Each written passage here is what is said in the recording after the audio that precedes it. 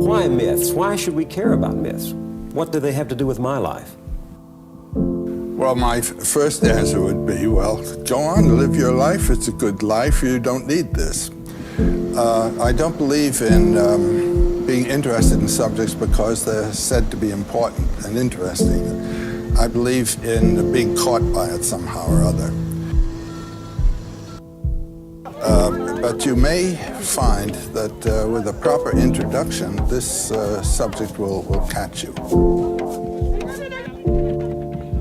People say that what we're all seeking is a meaning for life. I don't think that's what we're really seeking. I think what we're seeking is an experience of being alive.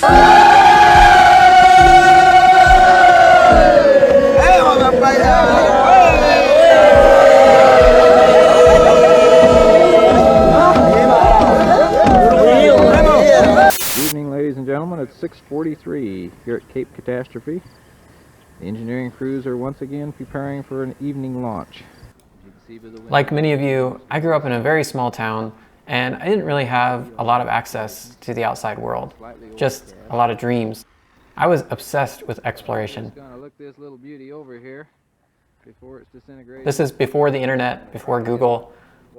I didn't really have any access to the ideas of other people in other places.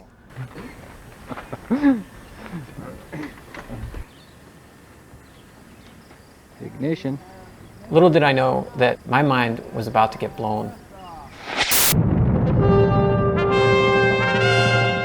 It was 1988. There were only 4 channels on TV, but one of them was launching Joseph Campbell's series on the power of myth. Joseph Campbell believed that everything begins with a story. He was considered one of the world's foremost authorities on mythology, the stories and legends told by human beings through the ages to explain the universe and their place in it. The driving idea of his life was to understand the power of the stories and legends of the human race, especially those common themes and deep principles which energized our imagination down through the ages. You may find that with a proper introduction, this subject will catch you.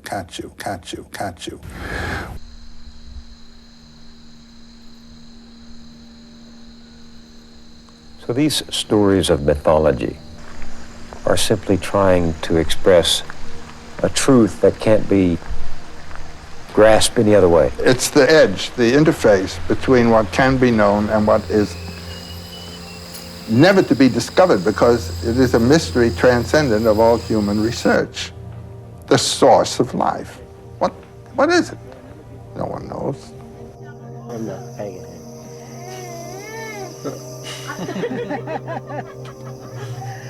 It's whether you're going to say no to the serpent or yes to the serpent. It's easy as that.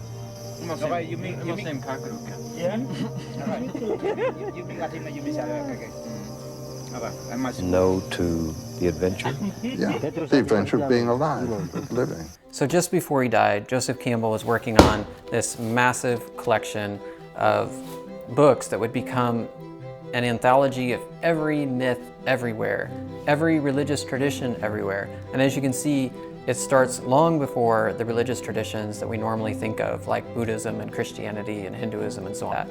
And you can see here, he starts to notice that all over the world there are very similar themes, and so he starts to try to track them. He tries to try to understand how they flowed throughout the world, and like, did they flow, or was it something deep in our psychology that allowed us to come up with the same ideas in different places?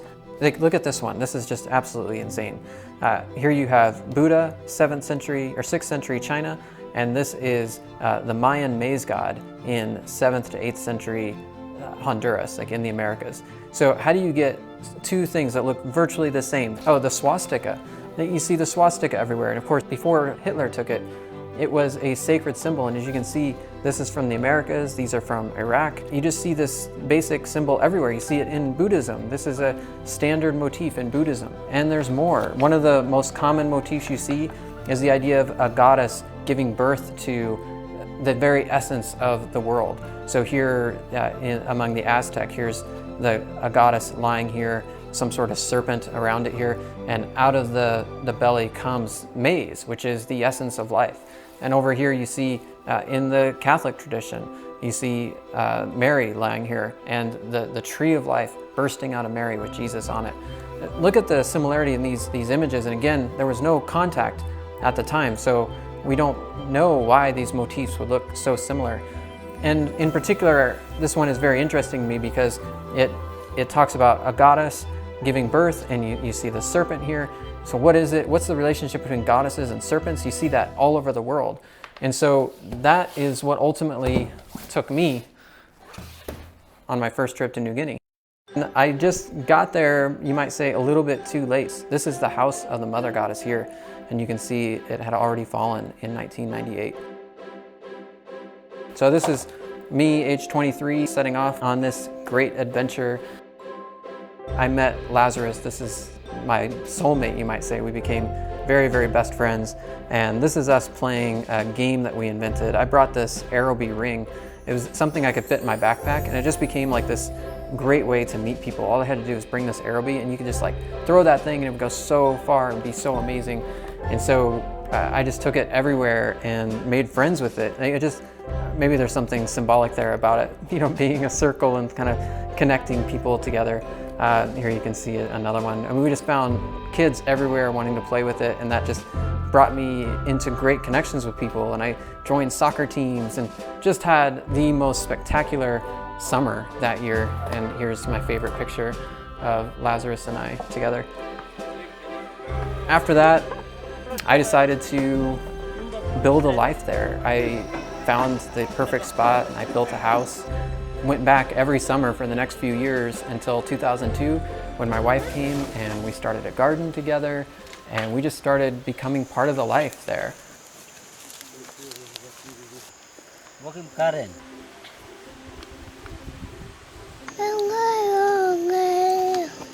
This is my friend Koki. I used to be really jealous of Koki because he could actually speak the language better than I could at first, but I eventually caught up and we became good friends. And we used to hang out on the porch for hours at a time. We actually liked Koki quite a bit more than our nighttime visitor, which was this giant flying fox who would come eat our bananas right on top of our toilet area, like our outhouse. And you can see with those eyes glaring at you. There were also these amazingly huge spiders that would eat giant praying mantises. Falling everywhere. Chickens from inside! And it rained really hard sometimes. The good part about the rain was it would wash down the spider webs, and then our friends would harvest the spiders and the spider eggs for a little snack.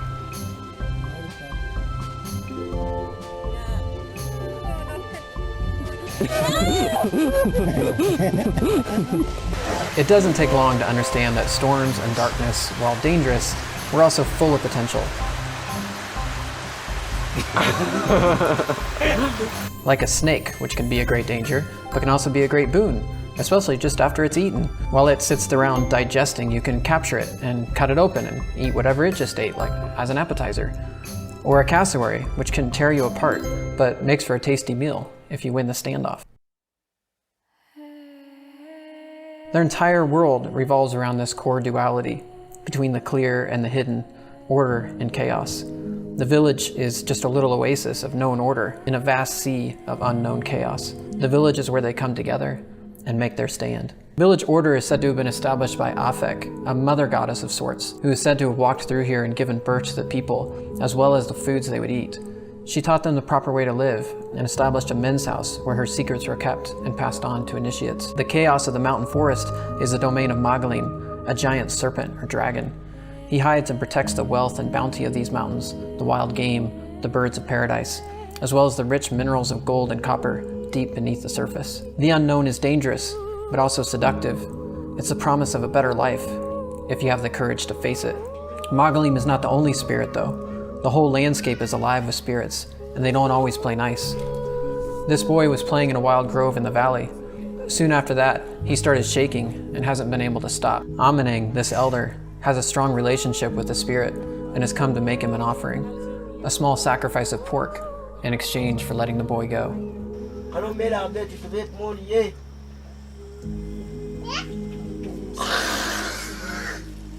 He draws the spirit out with the smell of cooked pork, then passes the pork out through the wall so the spirit can't find the door to return.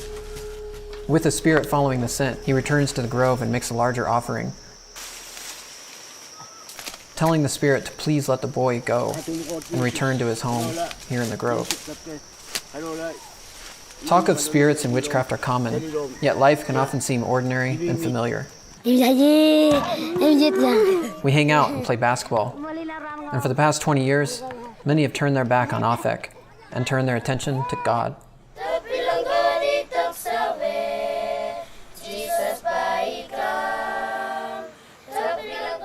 A new story of Afek has emerged. They say she had 2 children. To one, she gave a bow, and to the other, a pencil. Seeing that the pencil could not help him survive in the forest, the pencil child set off on a raft down the river and returned in a chopper with the word of an apparently much more powerful God. It isn't that they don't believe in Afek anymore. It's just that a new center of power has emerged, and they have turned their attention outward beyond the confines of life in the village and forest. They built and maintained this airstrip to connect with the outside world, along with a school, church, and clinic. The Western model of mind, body, and spirit, now ever present. That's what I'm here to study. I want to know just how much things have changed. When the first missionaries came here, they burned the men's house of Afek. Nobody has been back since. Today, they want to take me there. We found an elder who once lived in the men's house and trekked into the forest.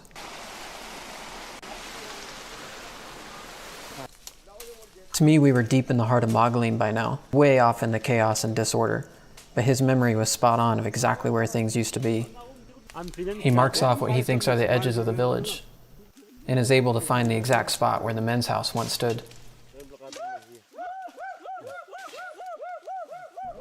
I have this old footage from 1969 that shows a neighboring village and the men's house there. After finding the first house post, they start getting excited, start cutting down faster.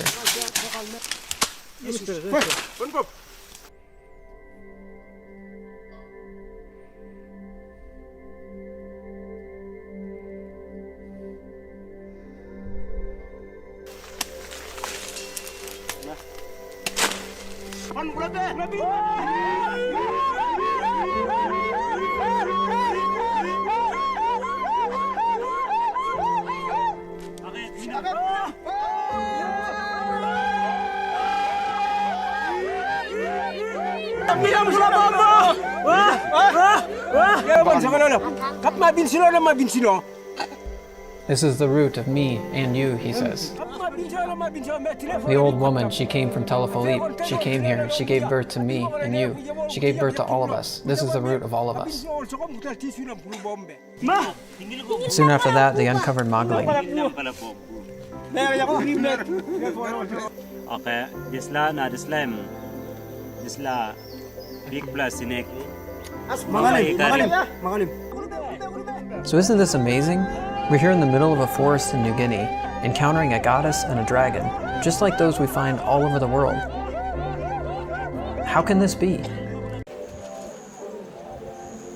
I spent a lot of time over the coming years talking to elders, looking for answers. What I didn't know was that it was life itself, the experience of life, the unfolding of life, that would help me understand the power of the goddess and why we see such reverence for the goddess and the earth in so many cultures around the world.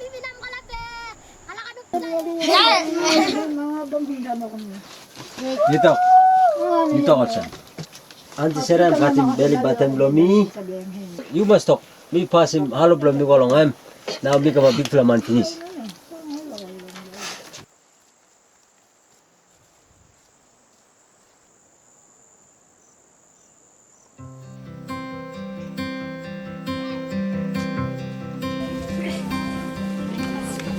Darling, I know it's hard to let go. Soon I will hold you again.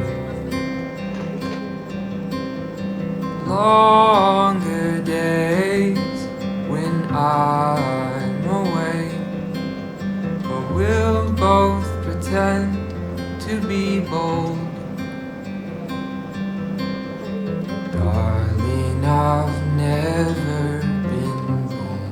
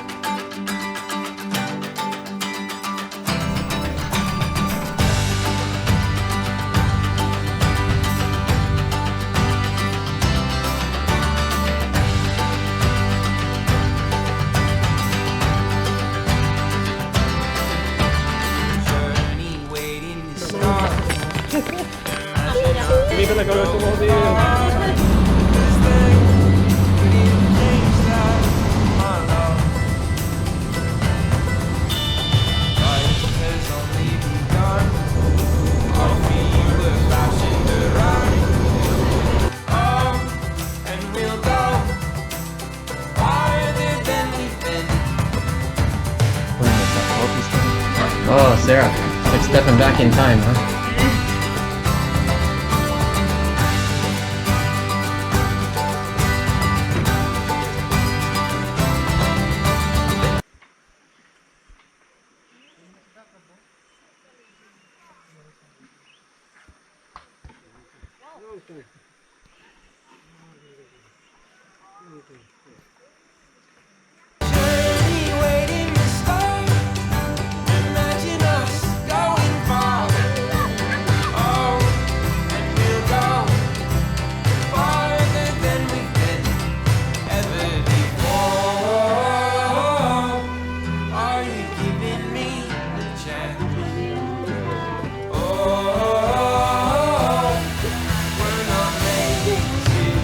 MU yet,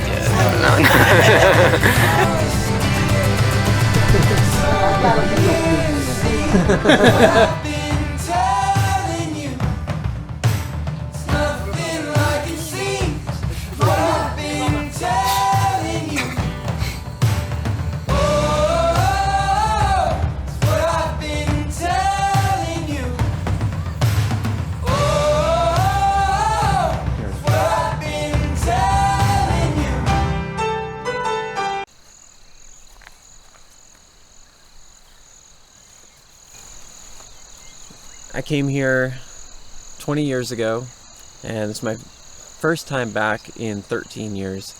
And I've only been back for a few days, but already it's clear that I've forgotten just how amazing this place is.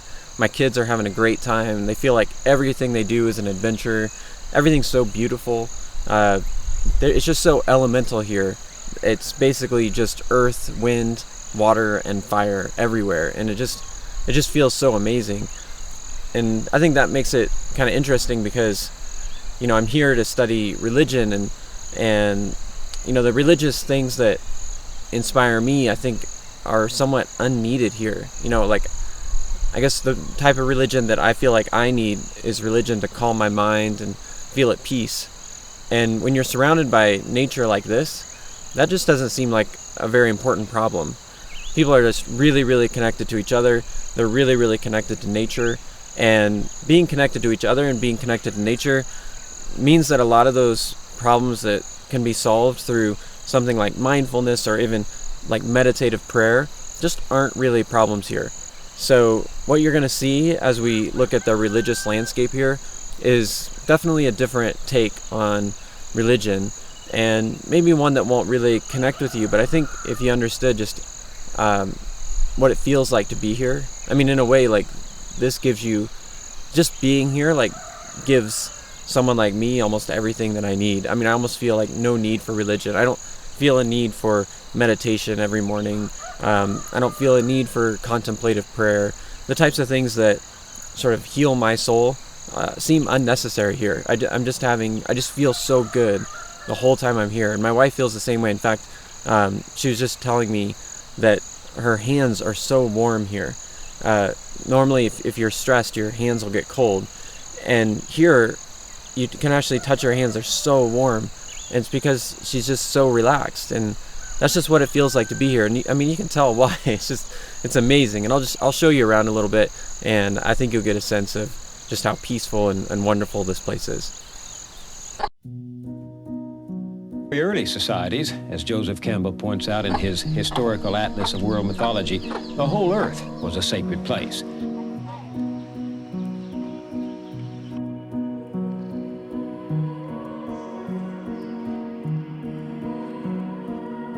Whether living on the wide plains under the great dome of the open sky, or in dense forest under a canopy of trees, our ancestors saw the sacred in everything around them.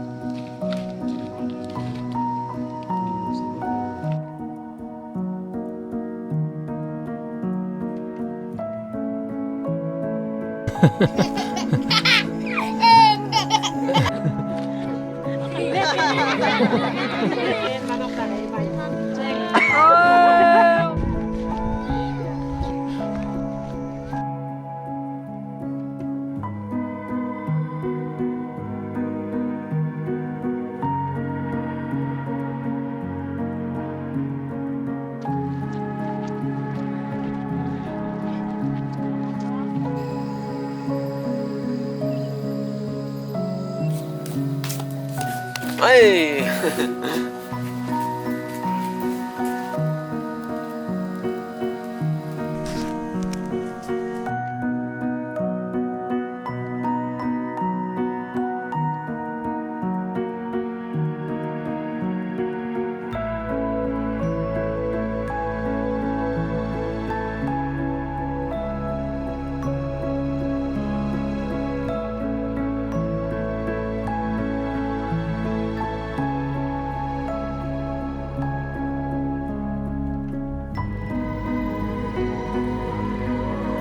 There, you get the raw feeling of life.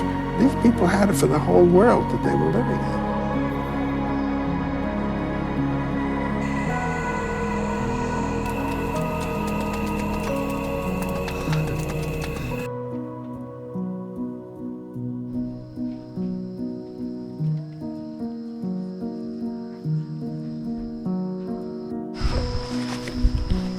Hi, Dad. Hey, buddy.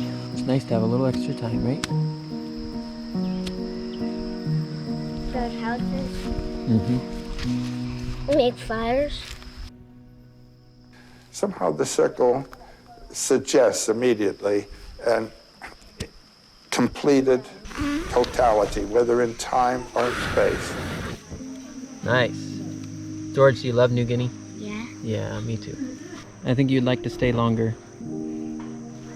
I wish. Yeah. I think it's important to live life with a knowledge of its mystery Oh, look. Yeah, that's amazing. It was the and fire. of your own mystery. And it gives life a new zest, a new balance, a new harmony to do this. Why do you suppose the circle became so universally symbolic? Well, because it's experienced all the time. Four. And you experience it in leaving home, going on your adventure, hunting, or whatever it may be, and coming back to home. I find thinking in mythological terms has helped people visibly. You can see it happen. How? What does it do? It erases anxieties. It puts them in accord with the inevitables of their life. And they can see the positive values of what are the negative aspects of what is positive.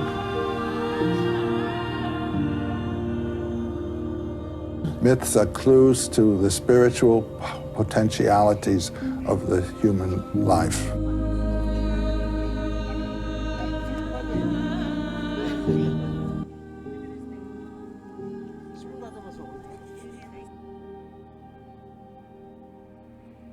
So obviously this has been a super emotional week for me, going through all this footage and trying to tell this story of what New Guinea meant to me and what I learned from New Guinea. And the only thing I can think of to do for an activity this week is to send you to New Guinea, but I can't do that. And so I just want you to go out into nature and really feel nature. And I want you to feel it, try to feel it as if it were your home, as if you didn't have any technology to go back to. You didn't have heating and air conditioning to go back to. You just were living in the raw, in nature. And I think that's the only way to really get your head around why people believed as they did and acted as they did. And, you know, it's not just people from the past. Like, this is still a part of us. Like, we inherited this evolutionary heritage. We inherit the ideas through culture. As you'll see, many of the world religions are built on this basic framework of goddesses and dragons. So that's your assignment for the week, is just to go out into nature and leave your phone behind and spend as much time as you can there and report back to us. I hope you enjoy diving into Joseph Campbell. I think he's a phenomenal thinker, and he had a tremendous influence on this field and also in the world. So have a great week. Thanks so much for watching to this point. It's a lot longer than I thought it was going to be. All of the references of religious and mythological images are to planes of consciousness or fields of experience potential in the human spirit. The dragon is the most primordial symbol of that which lurks beyond which is known. In fact, it's even more primordial than that, because it even is that which lurks beyond what is unknown in some sense. So there have been systems of religion where the mother is the prime parent, the source, and she's really a more immediate parent than the father, because one is born from the mother. But what happened along the way, Joe, to this reverence that in primitive societies was directed toward the goddess figure, the great goddess, the Mother Earth? What happened to that?